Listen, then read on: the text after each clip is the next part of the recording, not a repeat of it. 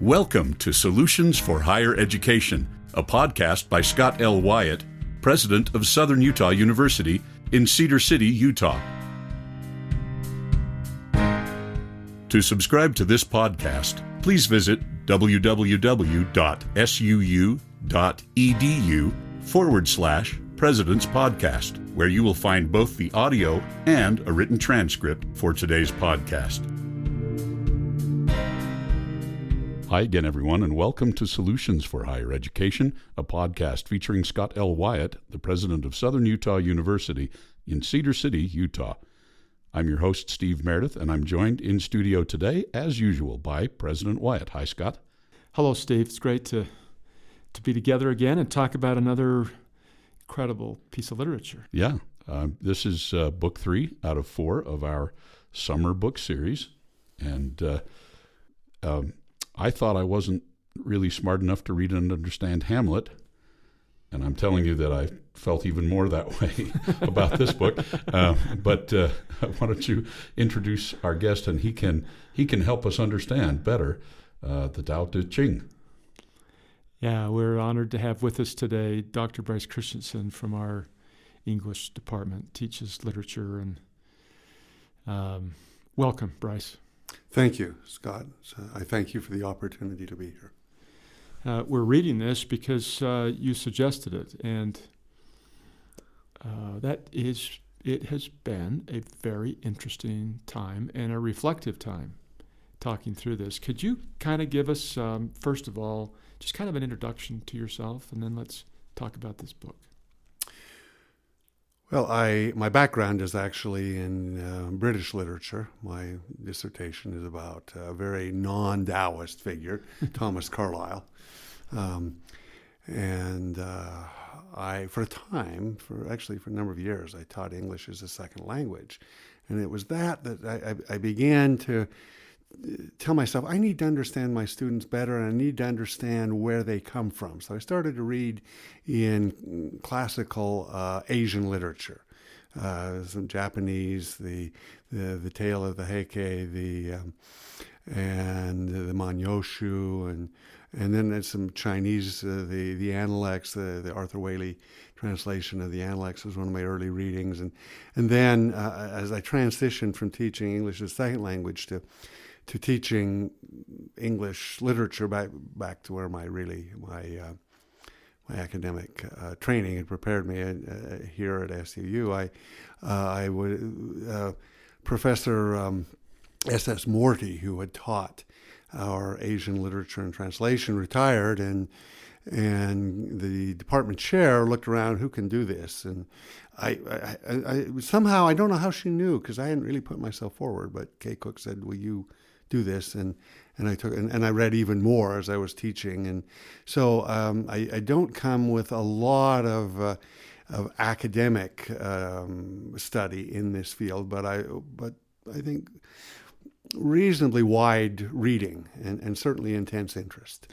Well, and I think that you're understating it a little bit. And in fact, you're going to be in Asia this fall. Again, right? I am, yeah. I've been to Asia a number of times, but this will be I'll be a Fulbright scholar in Taiwan, teaching at National Taiwan University for one academic year. I'll be teaching American literature. I'll be in their foreign language department, and they expect me to teach in English, which is a very good thing because my Chinese is virtually non-existent. But I think one of the I don't know. I wasn't in the committee meetings that identified me as a Fulbright scholar and opened up this opportunity. But I suspect that my having taught Chinese literature in translation, and I've taught quite a number of classes of Chinese literature and translation, a number of which have incorporated the Tao Te Ching in the curricula. I think that may have been one of the things that made the committee responsive to my application. Yeah, well, you have a lot of experience in Asia, and I would imagine that when you go over there and teach English literature or British literature, what you'll find is that what they'll find is, I should say, is that your understanding of their literature will help you teach them well. I certainly hope so. And there are interesting. There's always some danger of making too facile a comparison, but still there are some comparisons, like Li Hu, the so-called ghost poet of classical Chinese poetry, is remarkably similar in some ways to Edgar Allan Poe, and Tao Te Ching. Is someone who leaves behind the imperial court to live not on the banks of a pond, but still in a rural area, deliberately leaving behind is a little bit like David Henry Thoreau. There are comparisons. There are, and I hope that being able to make some of those connections will be helpful to my students. Your respect and understanding of their culture will help you help them understand our culture, because they'll see that you really care and are interested. That'll be a lot of fun to hear your reports when you get back. That will be. But let's set the framework. So. We live kind of in siloed worlds, don't we? We know the people in our neighborhood, and we know the stuff that our parents read and our neighbors read. But the book we're talking about today is massive, and probably most people in America have never heard of it before. It's certainly massive in its cultural impact. It is actually as a text. If you lay, the John Minford translation includes a good bit of commentary as glosses on the text. If you take out the commentary, the text itself is relatively short. What is it? The great scholar of world religion, Huston Smith, says of the Tao Te Ching, read it in an afternoon, contemplate it for a lifetime. Mm-hmm. It's not that long, just as the text, but it reverberates in the mind and in the heart.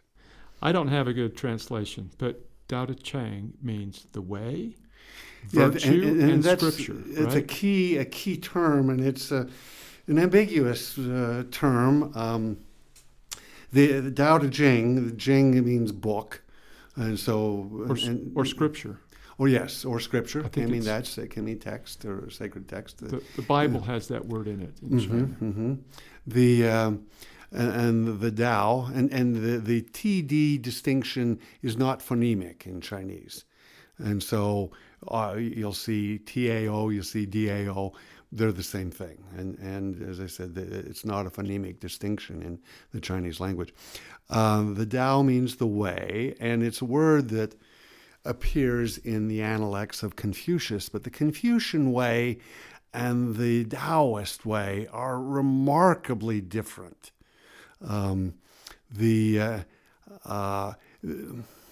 is, I think Huston Smith gets it right when he says that most Chinese combine these two traditions, and usually a third tradition, that of Buddhism, in their lives. They're to say, you can find Chinese individuals who emphasize one of these three classical strands of culture. We speak appropriately of Du Fu as the great Confucian poet, Li Bai as the great Taoist poet, and Wang Wei as the great Buddhist poet, and those are. But if you look at any one of those, you can find strands of the other. For instance, in Du Fu, in his two quatrains, and he's a very Confucian poet. And Confucianism is all about moral commitment. It's more, and it really is, and self-cultivation as something you strive for. It's more morally strenuous, much more morally strenuous than Taoism. But there's this wonderful couplet at the end of the two quatrains where Du Fu says, and I'm relying on Stephen Hinton as a translator here, "It is here, in idleness, I become real." That's a Taoist moment. That's not Confucius.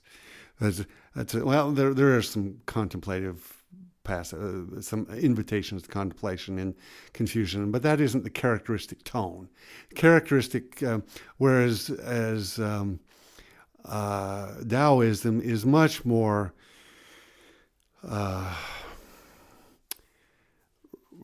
receptive. The word that and I can't read the original text, but the character that Hinton has translated as idleness. It is here an idleness. Idleness might sound like he's goofing off. No. That's not what it's about. It's an openness. It's the leisure that the German philosopher Pieper refers to, Joseph Pieper. Leisure, the basis of culture. And Pieper, in that wonderful book, says that Westerners don't even know what true leisure is anymore. We just think it's loafing or resting up for the next job. Pieper explains, and I'm going across cultures, I'm going across centuries, but I'm confident that the idleness that Du Fu refers to is the leisure of Pieper. And Pieper says true leisure is contemplative, it's meditative, and good Catholic that he was, Pieper says it's akin to worship. It is what is invoked when the Lord through the psalmist says, be still and know that I am God. That's the idleness. That's not an empty, it's not a nothingness. It's a receptivity to that which is larger than the ego. It's being present, thoughtful. Yes. Not having your mind cluttered with things so that you can contemplate, think, ponder. And also, and it's one of the things I want to get to, is we Western, and I speak of someone who I wouldn't self-characterize as a Taoist, but I found valuable insights in Taoism, things that I think maybe help put my life in a little better balance. But I think we Americans, even more broadly Westerners in general, tend to be very agenda-driven. We have things we want to do. And that can lead to what the British poet Elizabeth Jennings called, and I love her phrase, the phrase I'm about to quote, a kind of tutored willfulness. That willfulness, we want to impose our will on at least a piece of the universe. We want the world becomes our project. We're going to turn the world into something that serves our desires. Sometimes just our appetites. And I think modern America is very appetitive. Whereas what Taoism invites us to is a very different mindset. We let go of our agendas. We let go of our willfulness. We go into what a key concept in Taoism, John Minford translates it as non-action. I'm going to give you another translation here in a minute, which I like maybe just a little better, but it's the transliterated is Wu Wei, and Wu Wei is as John Minford gives non-action. Another translation is wise passivity. An image that comes to my mind is from a film I used a number of times with students when I was talking about Taoism, and it shows this leaf floating on a stream. This leaf floating, and I think that's an apt image for Wu Wei. The Wu Wei is there is no personal deity in Taoism, but there is this. There's a trust in that which is larger than the self. There's a trust in a cosmic pattern which is larger than the self. And there is a willingness, the phrase, in fact, that's the title of one of John Minford's sections, is letting go. There's a letting go. I'm not going to impose the world. I'm not going to impose my will on the world today. I'm going to be open, responsive. I'm going to trust in the ebb and flow of the cosmos. Let's, before we get too far into this, I think it'd be helpful to define some of the things you've mentioned. One is Buddhism, which is a religion that started in India Right. and then came to China. Taoism, which is a religion, but and this book we're reading is a foundational text for that. But it's not a religion in the sense that we see it with a one leader and a whole structured organization. It's more of a informal. Informal is the wrong word, but Spontaneous. yeah. Then Confucius was a philosopher, and a lot of people think that he was starting a religious movement, but it wasn't really religious. He's a philosopher. Right. He's like Plato or Socrates. Yeah, Confucianism was a social philosopher. He tells us nothing about God. And one of his disciples one day asked him about the hereafter, and he sort of waves off the question. He says, "We got enough trouble trying to get things right here without worrying." I mean, he doesn't deny he's not an atheist, or It's just something. it's not interesting to him. It's not part of his field of vision. So Confucianism is a social philosophy. Taoism, I think, in some ways is more fundamental. It's more cosmic. Confucianism is very unapologetically anthropocentric. The man is the center. Human concerns are the center. And there is a passage in.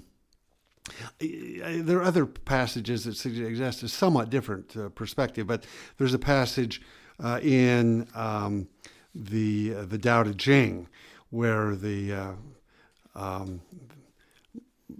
let's say Lao-tzu. There's some question as to whether this mythical figure Lao-tzu actually existed, but let's go with the tradition and say Lao-tzu wrote it. And Lao-tzu says... Before you go there, though, you said something before we started recording that I thought was fun. Okay. Yeah, Confucius existed. There's no doubt he was a historical figure. Lao-tzu is a very sort of mystical, legendary figure, maybe existed, maybe doesn't. But my attitude towards the historical existence of Lao-tzu is one. It doesn't matter. It's sort of like what Mark Twain said about the author of the Iliad and the Odyssey. He said it was either Homer or someone else of the same name. That it doesn't really matter so very much. We have the text. It's either the person or it was a group of people. Right. And we call that group the same name as the person. Right. We have a somewhat similar thing with the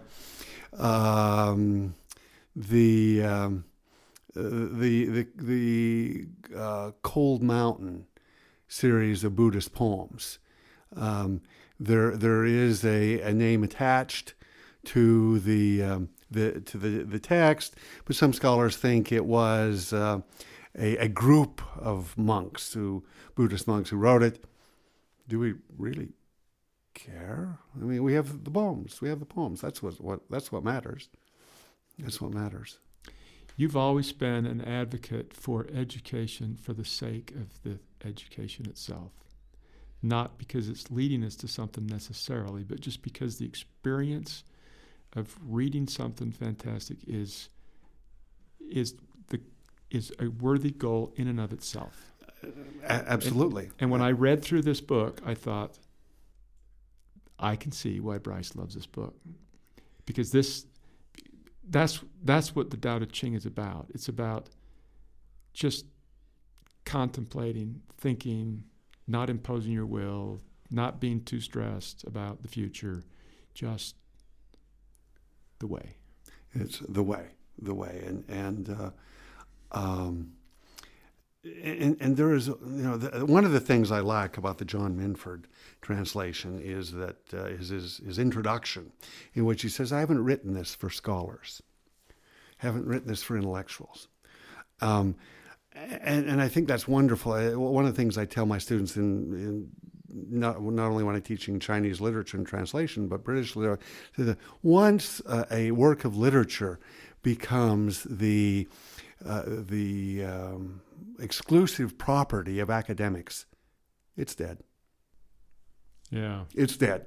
That doesn't say that academics don't have a legitimate place in studying, but when it becomes the exclusive property of academics, it's dead. That real literature is part of, the truck driver's got a copy on his seat next to him, and the homemaker's got a copy that she reads, and the real literature is a part of the lives of people with no academic credentials that somehow license them to lay hold on the text. Right. Real literature is part of living, and I think the Tao Te Ching is a wonderful text for people of men. You don't have to be. In fact, being an academic, Confucianism is very fits very much in academic life. Taoism sort of invites you to skip that class. Skip that class. Go out and so being an academic may actually keep you from getting in the spirit of Taoism. I felt that as reading it too. There's a kind of a gossamer quality to it that the further you try to push into it academically, you lose the thread a little bit. That's it. It sort of is in opposition to what the poem is actually inviting you to do. Right. And in engaging in that thing that we as academics always do. Hey, I want to get to the bottom of this. I want to understand every single word of this fully. You end up ripping up the poem all of a sudden. It's a great way to look at it, and in a very poor analogy. But nevertheless, I'm going to make it anyway, because it's a poor analogy. But in some respects, looking at this, I'm thinking of Benjamin Franklin and Poor Richard's Almanac. Because it's just really simple advice. It's just advice for everybody. Yeah, though. But not. Yeah, I said it's a poor analogy. The thing about Franklin, he is more motivating you to exactly. He's more. Practical. He's more practical. He gives you advice. So, early to bed, early to rise, to make a man healthy, wealthy, and wise, and wealthy. Made that wealthy part too. That yes, the Tao Te Ching. There are passages that indicate that following the Tao will lead to he doesn't use the exact phrase, but kind of human flourishing. But it's not as utilitarian as Franklin was talking to the common person. Right. And this book talks to the common person. I think it talks to everyone. Yeah. Everyone. Certainly the common person. But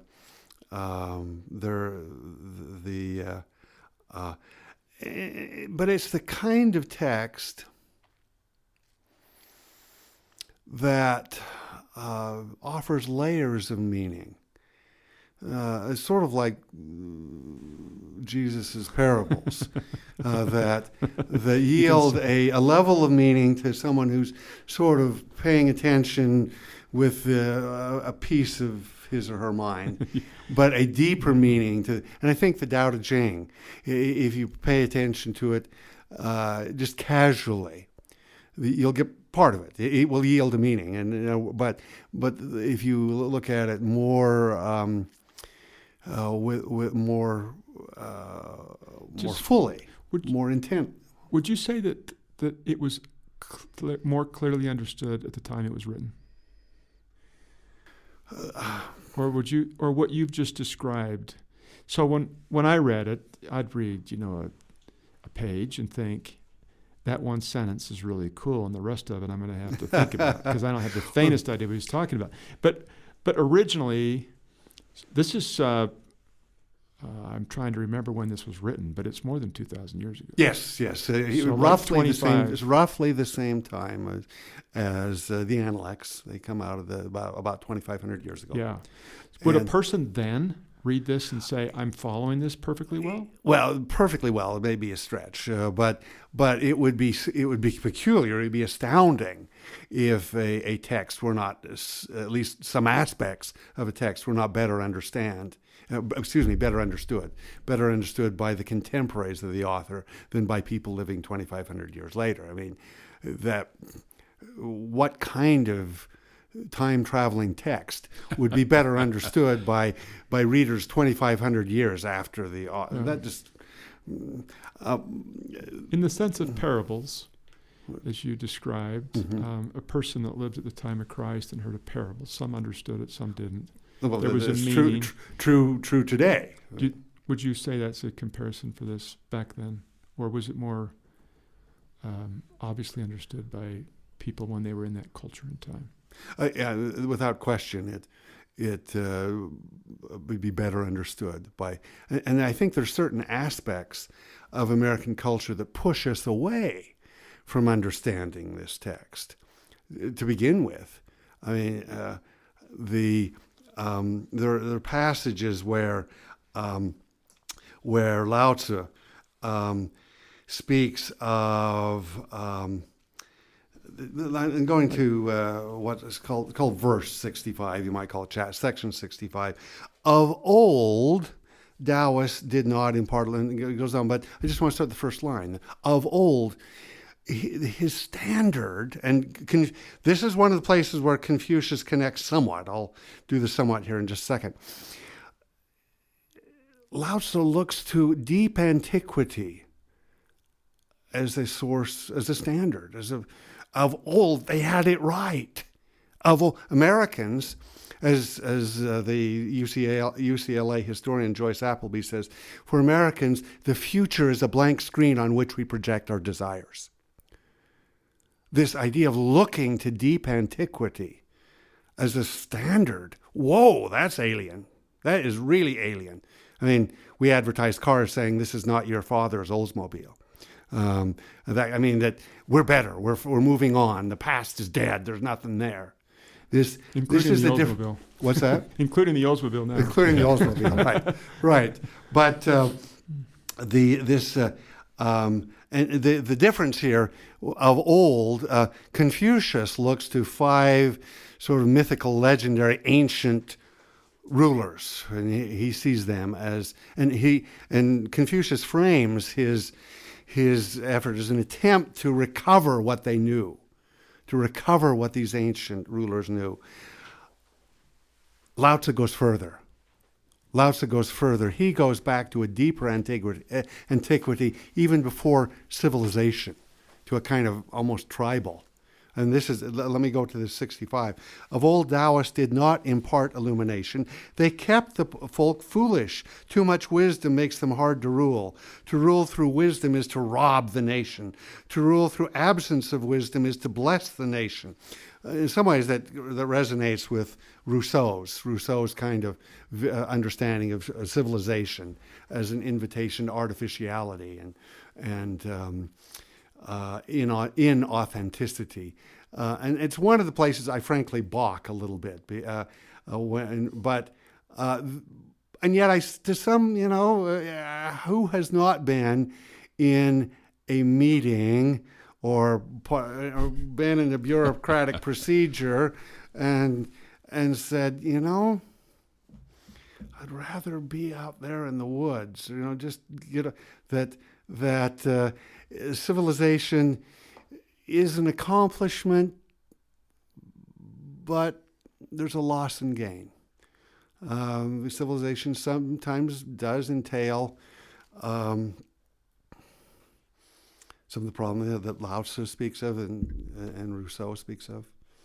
Civilization is, I'm not going to take off my clothes and run naked through the wilderness, but I am going to reflect and think, there's a downside to civilization, and it sometimes does mean a kind of repressing of spontaneity and a lack of connection with our deepest primal impulses and instincts. One of the interesting pieces of this for me was how he describes leadership and those kinds of things. If you just jump to the 66, and I have a different translation than yours, but which one do you have? I would have to. Yeah, this is one of the most translated texts in all the world. It's right up there with the New Testament, with the Bhagavad Gita. Yeah. But yes, there are many translations out there, and it's good to read many of them and compare them. It's interesting when he says, if you would guide the people, you must serve with humility.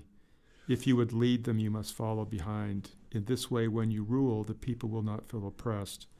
When you stand before them, they will not be harmed. The whole world will support you and will not tire of you.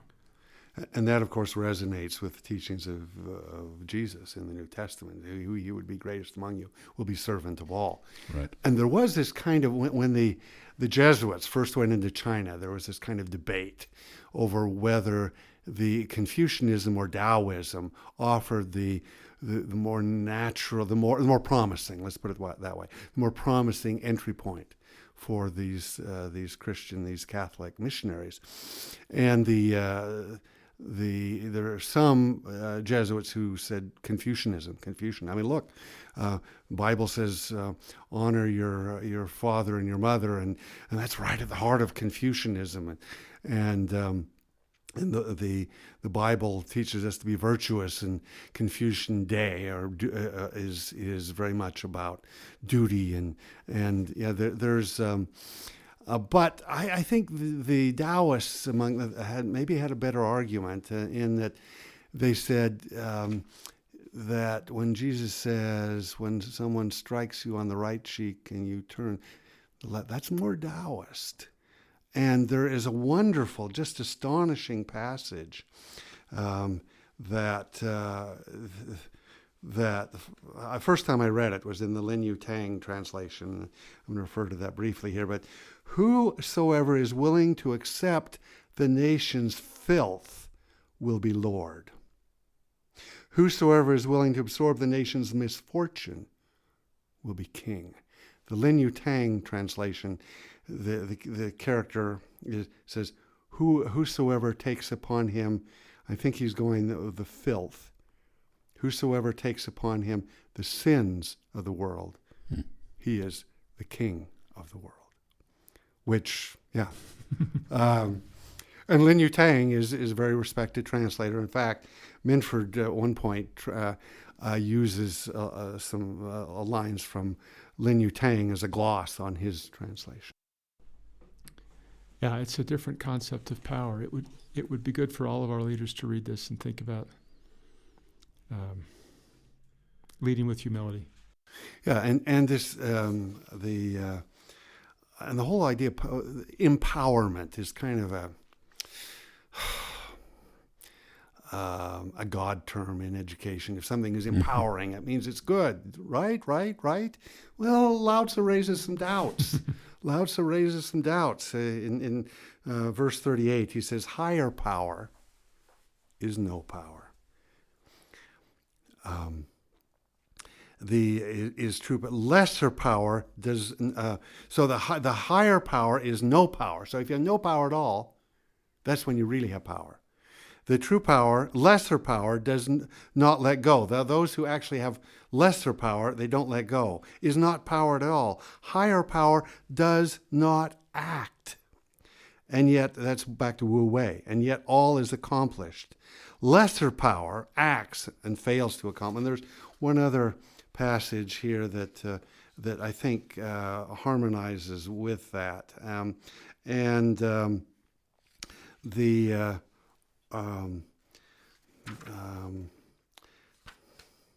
I can find that. It's water.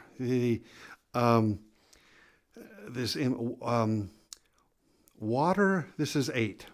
Water does not contend. It abides in that which the multitude abhor. So it is close to the Tao. The best dwelling depends on terrain. The best heart and mind depends on depth. So water does not contend. And going back here to this,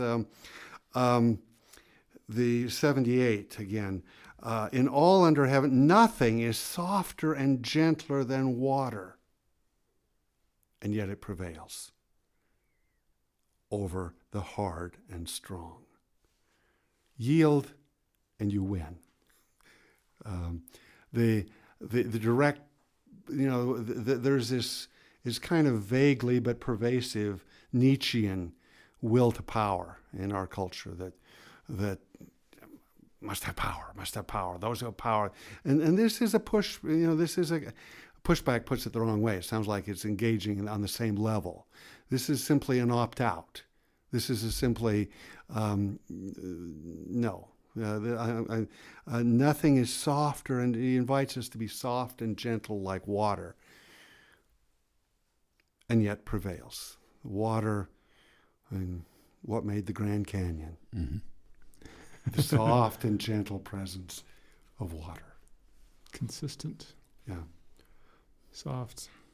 We mentioned this in our last discussion because this was, but it follows the kind of train of thought that you've just been speaking of. This is in 76. We are born gentle and weak, but at death are stiff and hard. Green plants are tender and filled with sap. At their death they are withered and dry. Therefore the stiff and unbending is the disciple of death. The gentle and yielding is the disciple of life. Yes.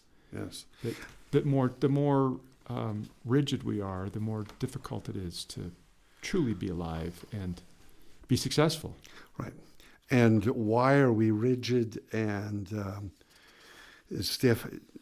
I suppose there can be a number of reasons, but one of them is we are so intent on having our way, and that makes us contentious, and that makes rigid.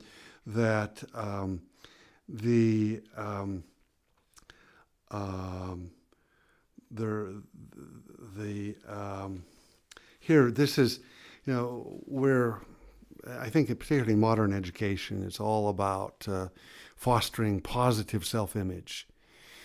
And I suppose that's not, entirely bad, but there is a danger there. There is a danger, and Taoism really is more an invitation to humility and self-effacement. Whosoever, this is 24, whosoever displays self does not truly shine. Whosoever vaunts self is not truly radiant. Whosoever boasts of self does not prevail. Whosoever brags of self does not endure.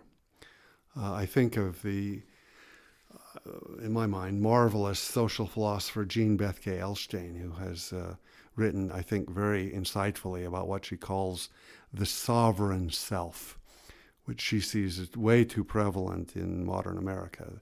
And by the sovereign self, she means the self which insists on having his or her own way, that does not yield to the cosmic rhythms, but is determined on creating the rhythm that he or she will live by. And Elshtain says that the multiplication of sovereign selves is ruining our social ecologies. And I think she's right. I think she's right that if we were maybe a little more Taoist, a little less intent on advancing our personal agenda and on satisfying our personal appetites, our personal desire. Where is it? It's a wonderful, about the great calamity of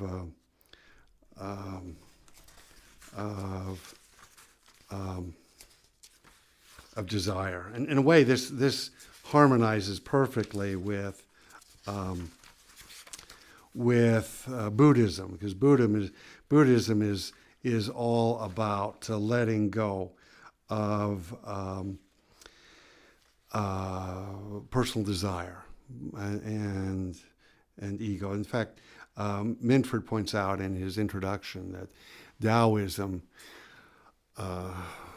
in China helped to incubate a particular strand of Buddhism called Chan. In Japan is Zen Buddhism. Right. And in his commentary on Bai Zhui, the classical Chinese poet,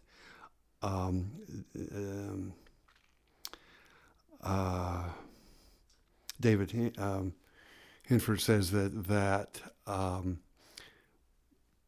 Buddhism and Taoism run together, and that there's really no separating the two in Bai Zhui's thought, that the Taoism and Buddhism are just they're the same.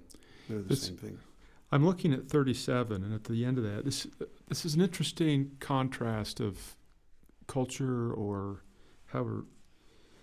At the end of 37, without desire there is tranquility, and in this way all things would be at peace. Now, obviously, if you don't want anything, you are at peace. Right, right.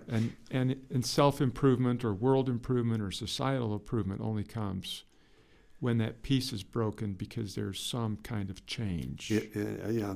And there is, and I yes, and I do think Taoism is an incomplete life philosophy in some ways. I want to come back to in a minute, but there's no desire. This 46, that was the passage I was actually looking for earlier. The greatest calamity is discontent. The greatest harm is the desire to acquire and achieve. Particularly in the superlative, the greatest, I think that we might entertain some doubt. But certainly an excess of acquisitiveness. He who dies with the most toys wins. This not just thing, but acquisitiveness for more power, for more wealth, for more property, more. It is a kind of calamity.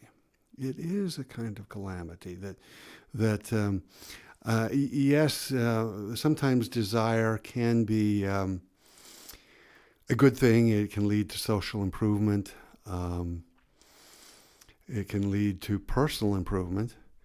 And if there is a blind spot in Taoism, and I think there is, I think it's a very significant one, is one identified, I think, perceptively by the Bulgarian-born French scholar Svetlana Todorov. In his book, Facing the Extreme, he's looking at the life of Eddie Hilsum, who died in a Nazi death camp and left behind a journal. And Todorov recognizes that there are some things about Eddie Hilsum's life which are completely admirable and deserving emulation. She was a very compassionate person, very compassionate. But he sees in her attitude towards the Nazis a troubling attitude, in that, troubling is something he can't accept. That I want to stress that he characterizes Eddie Hilsum as Taoist in her perspective, she never so identifies. But in that she simply accepts the world as it is, simply accepts, there are Nazis in my time, that's the world I have. That's it. She doesn't fight, doesn't really resist. She's very compassionate with fellow prisoners, and by way of contrast, Todorov points to a group of prisoners in a death camp. I did not know until I read his book. There was one successful escape from a Nazi death camp. I can't remember whether it was Auschwitz or Buchenwald. I can't remember which camp. But it was made possible by a group of men who'd already lost their wives to the gas ovens, and who agreed to be the suicidal rear guard for this group making the escape. And that, says Todorov, said he admires Eddie Hilsum in many ways, but he admires in a more intense and complete way these men who were determined to kick evil in the teeth and make and give others chance. That what they did was not a very Taoist thing. They didn't go with the flow. They didn't practice Wu Wei. They kicked enough Nazi guards in the teeth for long enough, though it cost all of them. The rear guard were eventually, they all died. But it gave some a chance. And he said, and I think that is sort of the Yeah, it's interesting. The blind spot. And here, if you have the this is, and there's a good and a bad side of this. This is 49. I consider the good to be good. The not good I also consider good. And then in the commentary, you find a gloss where Duvendak says, the Taoist has no fixed views. He is morally indifferent. He admits both good and evil equally. Yeah. Good and evil are simply the yin and the yang. And I think that's what Todorov was picking up, and I think it's a real the metaphysics of evil in Taoism is inadequate. It doesn't acknowledge the reality of evil as something that must be strenuously resisted. Yeah. Well, and as a reflection of culture, to thinking of this as being part of the Asian culture. When I visit China, I don't see any of this. For example, 46, no greater curse than discontent. That the world is okay just as it is. Don't push things, don't change things. Right. For me, it was my discontent that pushed me to college. It was my discontent that motivated me to get a job, and my discontent that motivated me to try to make the world a better place. Right. And that seems to be the opposite of Tao. And I wonder if we strictly took this, where we would be.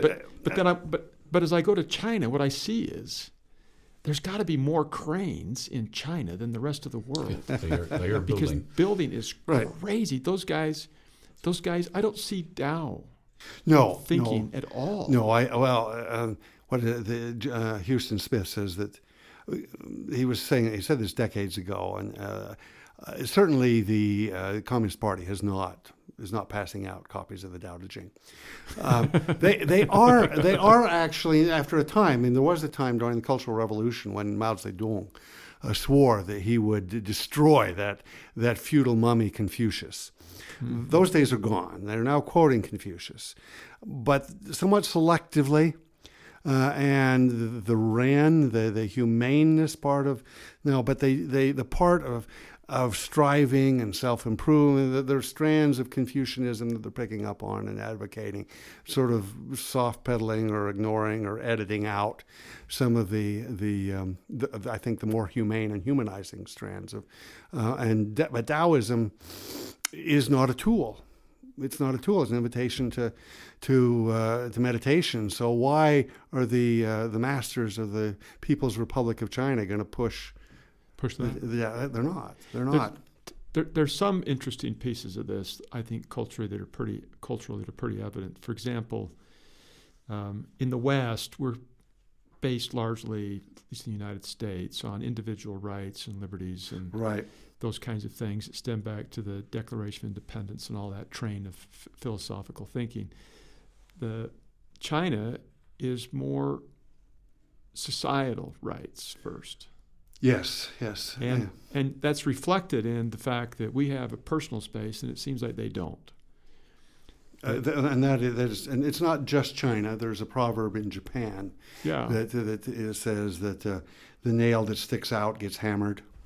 And there is a kind of group identity, and to some degree that stifles innovation, stifles creativity. But you can go too far that way, and I fear. I heard the sociologist David Popenoe years ago saying that modern America is the most radically individualistic culture that has ever emerged in any country, in any place, at any time in the history of the planet. And he was not saying this to praise us. He was saying our individualism has gone too far. And you look at, to some degree this is true of Western Europe too, you look at large American cities, and the fraction of single-person households has skyrocketed in recent.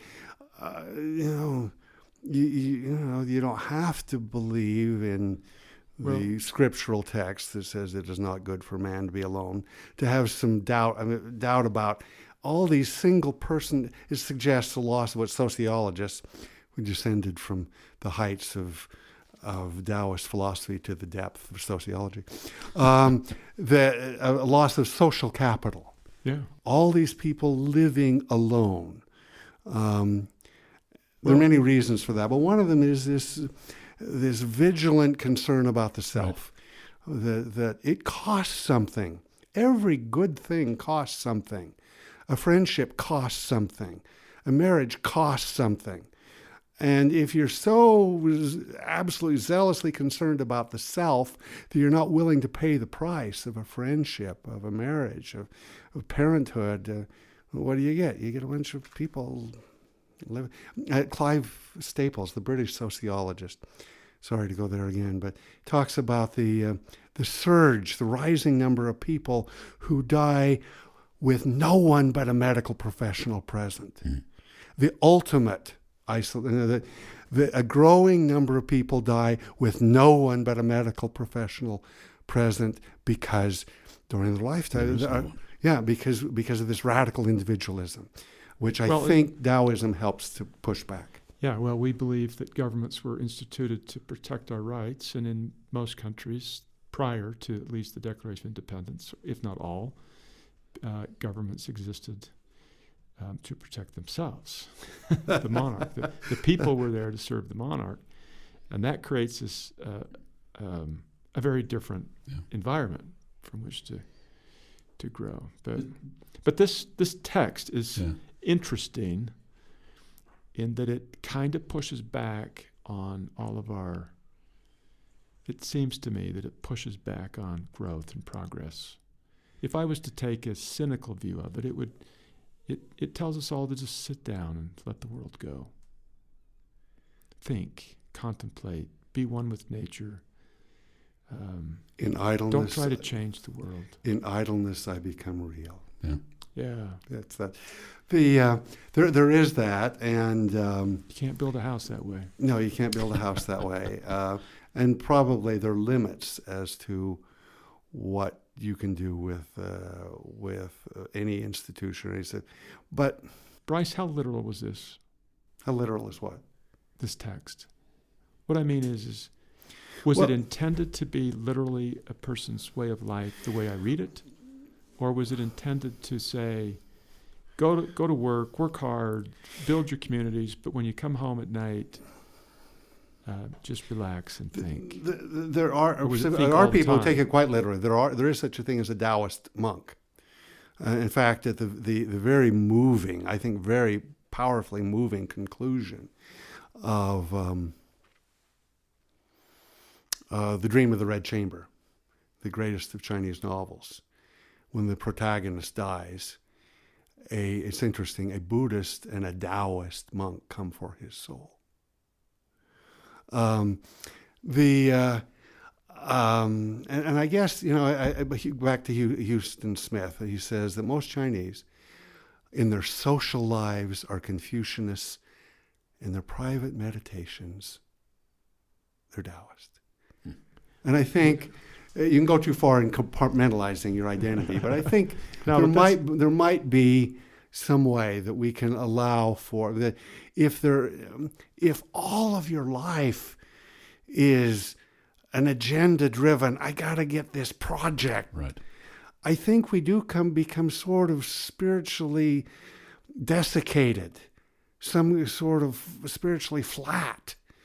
We have to, one of my favorite poets, W.H. Auden, says, poetry makes nothing happen. And the utilitarians say, then poetry is no good. Throw that. It's not a tool. It doesn't launch, doesn't build buildings, doesn't do anything. But if you read it in context, Auden is not dismissing poetry as worthless. He's dismissing it as useless, but not worthless. And many people are so utilitarian, they don't even catch the distinction. They don't understand that some things can be useless and yet infinitely valuable. Well, the invitation to meditation, and this is an invitation to meditation, is useless, but very, very valuable. He's saying the art is an end of itself. Exactly. It might have a utilitarian value in building communities and economic development, but we should have art in our communities because it's good for us as people, just for the art. Right. And if you read poetry because it will help you get a higher score on the LSAT, which you probably will, I worry for your soul. I mean, poetry. But I've got to get into law school, Bryce. I've got to get into law school. So, I was going to say something about I'm worried about your soul if you're taking the LSAT, but that's well, it is. There's a point of connection between Taoism and Confucianism. They're very different, but one is both Lao-tzu and Confucius distrust the glib rhetorician, which is another way of saying the lawyer. Sorry, President. No, this is fun. I'm having a great time. But I'm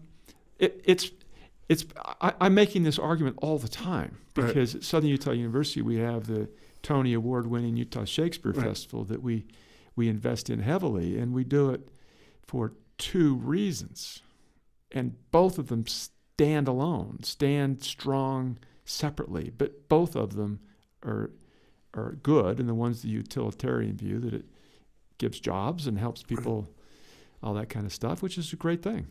And the other one, equally important, is that it just makes our lives better because the art itself is worth spending time with. It's. And I don't think they're exclusive. No, we they're can not. pursue both ends. They're not, but I think you can in your personal thought give priority to one over the other, and to acknowledge the pragmatic necessity of the one, but the deep spiritual transcendence of the other. Sometimes I wrestle with my conscience. I always win, unfortunately. And I think I'm turning when in my literature classes, I'm turning these great works of literature to some degree into tools that serve my interests. These great works of literature, which invite us to contemplate the cosmos, they become tools for me to get my next paycheck. And I try to transcend that. I try to get beyond that, but it's in there, and it unsettles me. Because I want, and it's one of I give this, it's a sort of odd assignment, and there's tension in it, maybe even self-contradiction in it. But in every class, every literature class, I require my students 3 or 4 times during the semester to say, take something we've studied, take some text, a poem or a piece of a play or a short story or whatever, and go share it with a family member or a friend in a non-academic setting. I'm not going to script how that sharing will go. I don't want a report other than just say you've done it. Just let you and your friend find your path in this text. Because I'm convinced when you move out of the academic setting, when you move out of I need this many points to get an A, and when you move in, and we're just friends, just family members, talking about a text, you go, and there's a sense, I stand before my students as a credentialed stranger for the most part. And they have reason to trust maybe my academic and intellectual expertise, but they have no reason to trust me on a deep emotional level. They just don't. And some literature will yield up its deepest treasures only in a dialogue with people that you trust emotionally. And the conversations I've had with my wife about poetry and literature go places I could never go with my colleagues or my classmates, because my wife and I have this deep sense of emotional, and that emotional intimacy opens aspects of literature that simply will resist exposure if you approach them simply in an intellectual academic setting.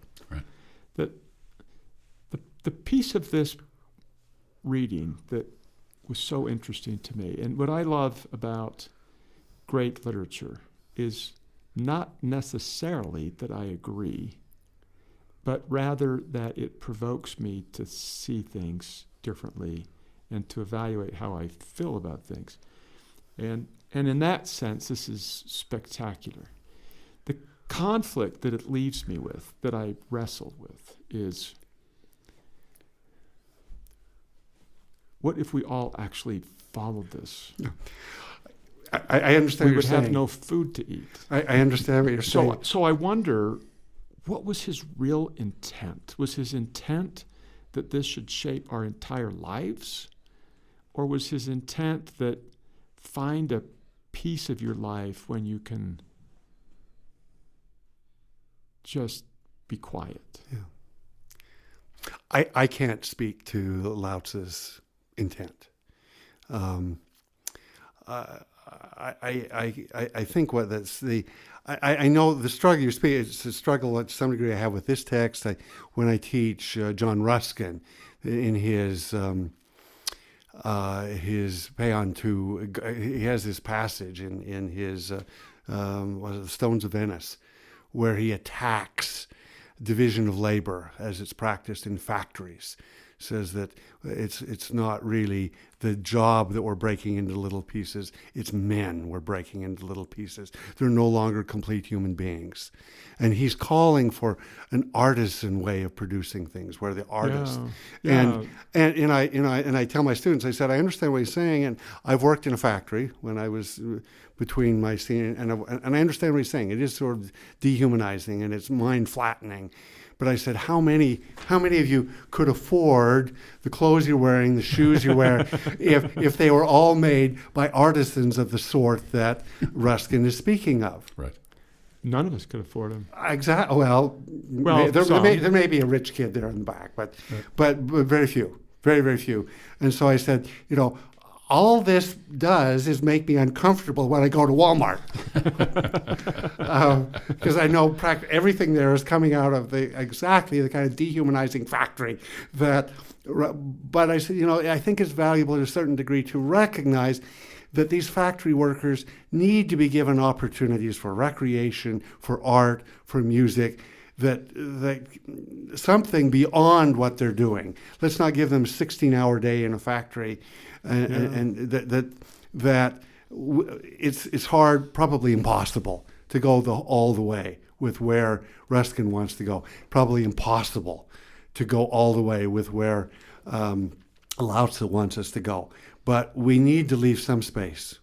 We need to leave some space in our life. Yeah, the things that give me, and again, what I love about this is thinking about what he's saying, and trying to find how I feel about it and how it might shape my future or how I behave or think. But the things that give me the greatest satisfaction are the things that I would describe as ambition. Because when I really get out and do things that help other people and work really hard and try to make the world a better place, in this case, the school a better place for students, that's meaningful. When I just sit and contemplate all day, I feel great because it's fun. But at the end of the day, I think, for what purpose am I on this earth? And have I done that today? Let me challenge your word fun. I use the word fun very liberally. Well, the word for one of the meanings, if you check the Oxford English Dictionary of fun, is trick or illusion. And so I think Disneyland is all about fun. To me, reading a great book is fun. For me, I would, and here we go. In Confucianism, there is something called the rectification of names. And Confucius insists that getting names right is essential for making right decisions and making progress. And to bring up one issue, I'm not going to, in the debate over abortion, the pregnant woman, what is in her? Is it a fetus or is it a rectification of names? Once you have the name, everything follows. Once you have the name, everything follows. Right. But the Taoism, right at the beginning, is a repudiation of that way of thinking. The Tao that can be named is not the true Tao. And elsewhere, and in fact, one of the marvelous commentators on the Tao Te Ching, Chuang-Tzu, who is actually Chuang-Tzu, says that names are the guests of reality. Depending on a translator, but I love that phrase, the guests of reality. Names come and go. names come and go, reality abides. I guess there enough of Confucius in me that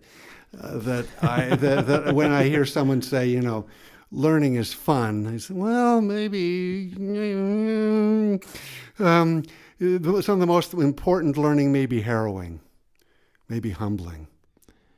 Well, it's I use the word fun very liberally. Okay. Because to me, climbing to the top of a mountain is fun, but it is harrowing. Yeah. And it's arduous. Okay. But there's my part of my struggle with the text is, as we've been talking, that my life is fulfilled and I am happy when I see myself making the world a better place. And this text says, stop trying to change the world. I think that summarizes as well as I could the conflict I feel with the text. Let me go outside of the text and go to the 18th century. I knew you would go to some 18th century British literature. 18th century British poet. It appears in a poem by Goldsmith, but it's actually written by his friend. A little bit of collaboration going on here. Samuel Johnson.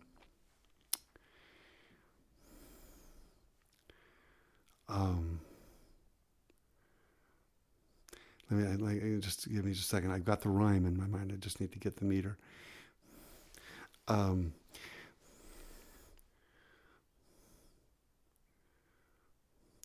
small the part of all that human hearts endure. No. I back up. I got to get the. How small. Of all that human hearts endure, how small the part that laws or kings can cure. Of all that that human hearts endure, how small the part that laws or kings can cure. Which points us to really fundamental existential things that are, I agree with you, but if I shovel my neighbor's sidewalk, I have made the world a better place. Sure.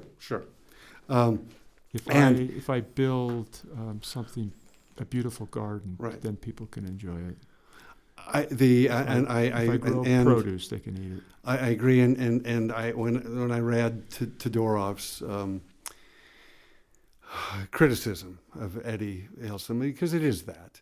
I mean, he admires her in many ways, but and I understand his point, and I endorse his point that at some point you can't just go with the flow. At some point. But if I think we become, just as it talks about, we become brittle and if all we have is what referring to Elizabeth Jennings is tutored willfulness. If we're always trying to advance our agenda, our will, I think we become brittle, and I think that there needs to be a letting go sometimes when you just contemplate the cosmos and say, well, there's a whole lot more than I'm a little piece in a marvelous cosmic tapestry. Yep. And it is arrogant and finally silly of me to think that by my will I'm going to budge the axis of the universe. It's not going to happen. This may be a place where we find a coming together on this issue, which is there is a lot in this writing that talks about self-motivation, motivation to improve yourself or to get glory or power. If you win something and you boast about it, you haven't won anything. Correct. And, so maybe what we can conclude, at least in part, is that this ambition that he seems to be pushing against is maybe personal, self-centered ambition rather than a genuine humility in trying to help others, because he does talk about leadership. He does. Humility. He does. Leading from the rear. Right, and some of the language there is very much parallel to what Jesus says when he says he would be the greatest among you, and let him be the servant of all. That's very Taoist. It parallels Taoist thinking in a significant way. We're probably about out of time. There's one other passage I want.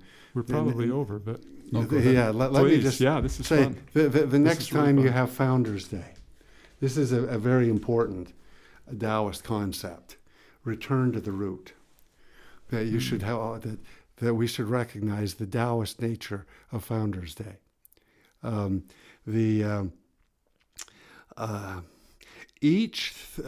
watch their return, each thing in the world's profusion, returning to its root, its true life destiny. The return to root is calm. There's this emphasis on returning to your roots to remind yourself who you are, what you're about, and what brought you into this world. I think this Taoist conception of return to roots is a neglected concept. We're so busy pressing on the next innovation, we forget about our roots. We forget to return to our roots. And I think that Taoist concept of returning to our roots it's something that, as I said, there are aspects of the Tao Te Ching that I resist, but this is one I would largely embrace. I think it is valuable, helpful, and emotionally and spiritually nurturing to return to roots. You can't, the saying, you can't plant cut flowers. Now there are some plants that you can do that with, but the idea that you need the roots. Right. And I think that you said you were in China, and I've been in China a number of times, and there isn't much of a Taoist presence. And I think that is going to harm Chinese culture to some degree, only partially. Only partially the Chinese have returned to Confucian roots. I think they've blotted out, censored out some important parts of Confucianism, particularly the Ren, the humaneness, when the civil rights record of China is pretty horrific. But to some degree, there's been a return. There's a reason that our institute here is called the Confucius Institute. There's been, to some degree, there's been a return but there's been no return to Taoist roots. And I think in the long run, that is going to hurt China. I think that the absence of a contemplative, reflective, 1,000 years ago, this was a vibrant, and vibrant probably seems like the wrong word. It sounds too active and aggressive, but there a living and flourishing Taoist presence in China, and I'm sure you could find people who read Tao Te Ching, but it's not much of a presence in China today. The interesting note about Confucius Institutes, which Southern Utah University has, they don't call it Confucius Institutes in China. It's called Hanban. And it's called Confucius Institutes in America. So they know, I think, that Confucius is more popular in America and a stronger connection for Americans or people in other countries to China, but they don't call it that there. That's interesting. Yeah. So the return to the Confucian roots maybe less complete than I had supposed. Yeah, but in the community where he grew up, they're very proud of him. Right, and I do know that there have been occasions, because I've read that, where communist officials have quoted Confucius for their purposes, and they certainly wouldn't have done that during the Cultural Revolution when they were trying to. The Red Guard was out smashing Confucian shrines. One of the things that I have loved about visiting China, and you would probably have the same response, all of us would, is that the Chinese people are the most wonderful people. They see the world as more social than we do sometimes. Right. That they have an obligation to others, but the students from China that we have spent time with have caused me to realize that people are wonderful everywhere in the world. Sometimes our governments get things mixed up because of their non-Taoist attitudes to the extreme. But the Chinese people have been have really made my life more enriched. Right. And I think there are many reasons for that, but I think one of them is the enduring, maybe even in some cases below the level of conscious awareness, the enduring influence of Taoism. I have really enjoyed this conversation, and I have so many questions I want to ask you about recurring thematic things throughout the Tao. Like the words, the one.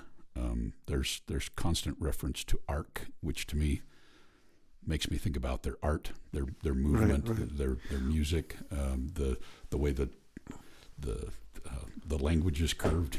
That people spend an entire lifetime learning the curvature of that calligraphy and so forth. But we're out of time, yes. So you and I can continue that conversation off mic.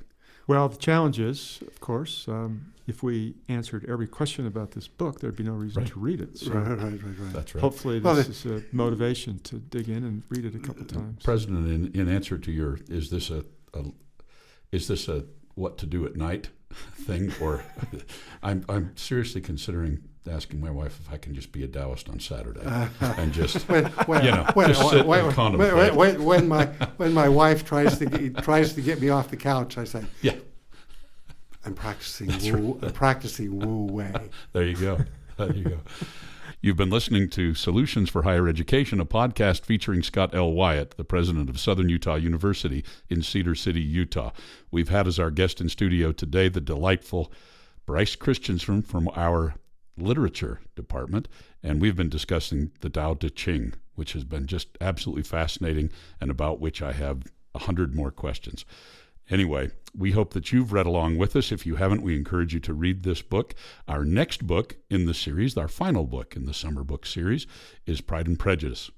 And I suspect that more will be familiar with that book, but we look forward to our guest that will be joining with us on that, Dr. Jean Bereen. Anyway, we appreciate all of you joining us as our listeners and our readers, and we'll be back again soon. Bye-bye.